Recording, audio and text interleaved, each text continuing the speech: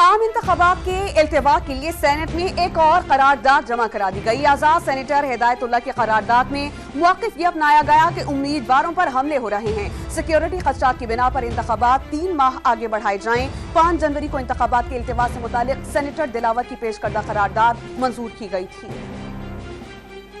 Senate में इंतखाबात के इल्तिवा की एक और करारदाद पेश। इंतखाबात 3 माह के लिए मुलतवी करने की करारदाद सेनेट में जमा करा दी गई। आजाद पार्लिमानी ग्रुप के सेनेटर हिदायतुल्लाह ने इलेक्शन मुलतवी करने की करारदाद जमा कराई। करारदाद में सिक्योरिटी वजूहात की बिना पर इलेक्शन 3 माह आगे बढ़ाने का मुतालबा किया गया। करारदाद में उम्मीदवारों पर हमलों से मुताल्लिक गहरी तशवीश का इजहार किया गया। इससे कबल 5 जनवरी को आजाद पार्लिमानी ग्रुप के सेनेटर दिलावर खान की इलेक्शन मुलतवी करने की करारदाद भी सेनेट में मंजूर की जा चुकी है। दिलावर खान ने करारदाद में मौक़िफ़ इख्तियार किया था कि खैबर पख्तूनख्वा और बलूचिस्तान में सिक्योरिटी फोर्सेस पर हमले हुए हैं। सख्त सर्दी की वजह से इन इलाकों में इलेक्शन के अमल में शिरकत मुश्किल है।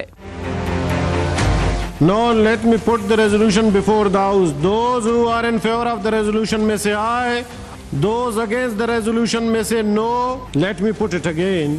Those who are in favor of the resolution may say aye. Those against the resolution may say no. I think the ayes have it. The ayes have it. The resolution is passed.